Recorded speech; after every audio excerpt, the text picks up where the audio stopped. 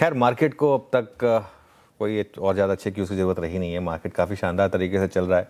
एक बार आप लेकर आइए निफ्टी का 2 हफ्ते का चार्ट, और इवन अगर आप कल का भी चार्ट देखेंगे, एक चीज़ क्लियर है, मार्केट में वॉलेटिलिटी ज़रूर बढ़ी है, लेकिन ट्रेंड पॉजिटिव ही रहा है लार्जली।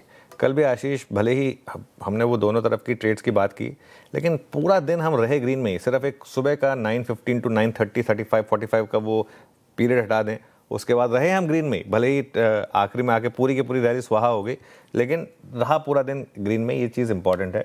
एक बार मिड कैप इंडेक्स रखिएगा ज़रा, मिड कैप और स्मॉल कैप, और आई थिंक ज़्यादा इंपॉर्टेंट है इन पर फोकस करना, क्योंकि मिड कैप और स्मॉल कैप यहाँ पर मोमेंटम ज़बरदस्त है। हाँ, कल हल्का सा अंडर परफॉर्मेंस थी मिड कैप और स्मॉल कैप में, लेकिन कोई बात नहीं, एक आध दिन का मूव चलता है।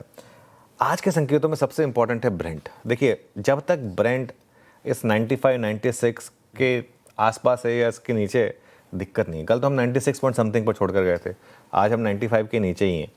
और ये मामला अब सारा का सारा, क्योंकि क्या है ना, अब इन लेवल्स पर थोड़ा सा लॉन्ग का रिस्क इसलिए लग रहा है क्योंकि अगर हल्की सी भी बात बिगड़ गई तो ये वापस 100 के ऊपर आ जाएगा, लेकिन अगर सब कुछ ठीक हो गया तो ये वापस कोलैप्स होगा, तो उसके ऊपर काफ़ी कुछ डिपेंड करने वाला है। एक और चीज़, कल यूएस मार्केट का बिहेवियर जो था, जो हम फ्यूचर्स पचा कर गए, उसके मुकाबले कहीं बेहतर था। जब याद होगा आपको, हम जा रहे थे तो हम करीब करीब 350 पॉइंट नीचे थे, है ना, और उसके मुकाबले हम बंद हुए कहीं बेहतर। एक बार यूएस मार्केट भी दिखा दीजिए, तो खैर तब और अब है, बिल्कुल जो हम पचा के गए थे उसके मुकाबले कहीं बेहतर है। लेकिन एक बार यूएस मार्केट के जो इंडिसेस हैं उनको भी दिखा दीजिए। हालांकि हम डे हाई पर नहीं बंद हो पाए यूएस मार्केट में, लेकिन फिर भी उस परफॉर्मेंस, प्राइस परफॉर्मेंस जो था वो काफ़ी अच्छा था यूएस मार्केट का। ये देखिए आपके स्क्रीन पर डाउ जोन्स और S&P 500। अब ईरान और यूएस के बीच का जो 2 हफ्ते का सीज फायर है, वो कल शाम को ख़त्म हो रहा है यूएस टाइम के हिसाब से।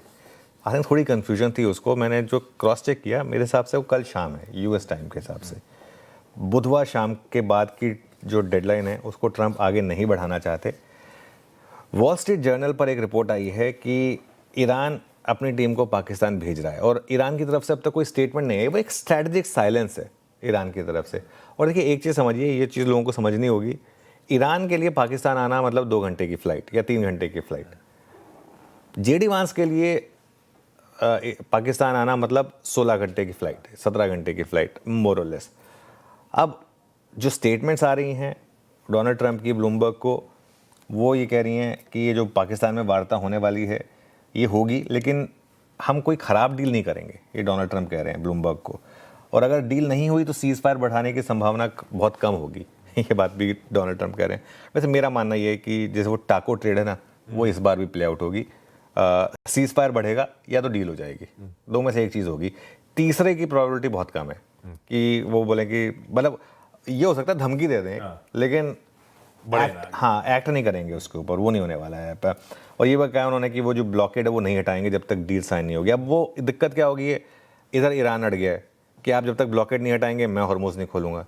तो ये एक कहते हैं ना कि पहले आप वाली बात है कि भाई पहले तुम पीछे हटो फिर हम पीछे हटेंगे। तो अब कौन पीछे हटेगा ये देखना होगा यहाँ पर। अच्छा, डोनाल्ड ट्रंप के अंदर एक चीज़ तो बहुत क्लियर है, वो जिस भी दिन ये युद्ध खत्म होगी क्लेम करेंगे कि वो जीते हैं। जैसे अब आज भी देखें, उन्होंने कहा कि मैंने उनका एक जहाज़ ले लिया, अगर मैं चाहता तो 5 ले सकता था, है ना।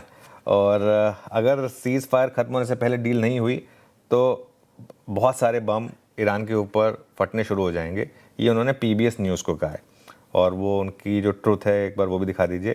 ट्रंप, उन्होंने ये कहा है कि जो ईरान के साथ जो भी डील होगी वो बराक ओबामा ने जो डील की थी उससे बेटर होगी। ठीक है, चलिए, बहुत आई थिंक इंग्लिश में शायद बहुत ज़्यादा क्रंच चाहिए, तो उसका सार मैं आपको 2 लाइनों में दिखा देता हूँ। जो डोनाल्ड ट्रंप ने कहा है कि जो भी डील होगी वो ओबामा की डील से बेहतर होगी।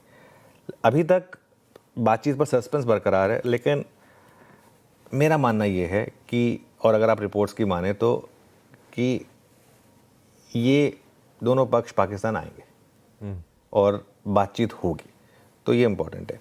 चलिए, ये तो सारी वॉर रिलेटेड खबरें हो गई। इसके अलावा आज हमारे लिए और इम्पोर्टेंट खबरें हैं।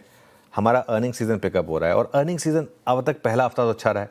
अब उसमें आज HCL टेक और नेस्ले के नंबर्स आएंगे। इसके अलावा पर्सिस्टेंट सिस्टम, 361 वैम और टाटा एलेक्सी, इनके नंबर्स आएंगे। और एक और चीज़, पीएनबी हाउसिंग के नतीजे शानदार रहे, आज एनबीएफसीज पर नज़र रखें, ये इंपॉर्टेंट होगा। बिल्कुल ठीक, ये सारे इंपॉर्टेंट क्यूज हो गए सुबह की तैयारी के लिए। इन क्यूज के बैकड्रॉप पे वो इस्लामाबाद टॉक्स 2.0 के इंतजार में